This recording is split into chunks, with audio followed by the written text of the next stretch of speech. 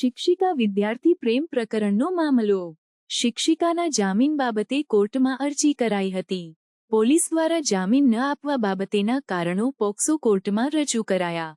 શિક્ષિકાના વકીલ દ્વારા જામીન બાબતેના કારણો રજૂ કરવામાં પોક્સો કોર્ટમાં બંને પક્ષો દ્વારા દલીલો કરવામાં આવી હતી. કોર્ટ દ્વારા વધુ સુનાવણી સોમવારે હાથ ધરવામાં આવશે. હાલે આજે જામીન અરજી હતી, સુનાવણી જામીન અરજી બાબતની. સુનાવણી થઈ છે આજે.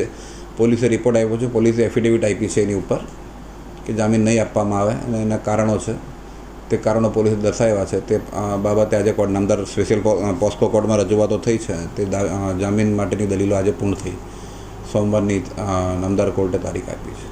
શિક્ષિકાએ અલગ અલગ ગયા હતા અને તેમને જે રીતે આખો ગર્ભપાત હતો એનું કઈ રીતે કોર્ટે આખું નિરીક્ષણ? પોલીસનું વર્ઝન, પ્રોસિક્યુશનનું વર્ઝન એવો છે કે શિક્ષિકા એ વર ગલાવીને એના અપહરણ કરીને છોકરાને લઈ ગઈ હતી. બરોડા ગઈ, બરોડા મુકામેથી જયપુર ગઈ, જયપુરથી દિલ્હી ગઈ અને પછી ત્યાંથી એ લોકો શામળાથી પકડાયા છે.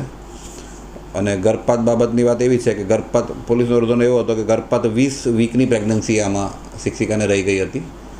અને 20 વીકની પ્રેગ્નન્સી હોય તો મેડિકલ ટર્મિનેશન ઓફ પ્રેગ્નન્સી એક્ટનું એવું કેવું છે કે તમે 20 વીકની પ્રેગ્નન્સી હોય તો તમે ટર્મિનેશન ના કરી શકાય, અનલેસ એન્ડ અન્ટિલ તમને જ્યારે મહિલાની જાનને જોખમ હોય તો જ આ ટર્મિનેશન કરી શકાય. તો નામદાર કોર્ટે અમારી રજૂઆતો અમને માન્ય અને ગ્રાહ્ય રાખી અમને મંજૂરી આપી છે.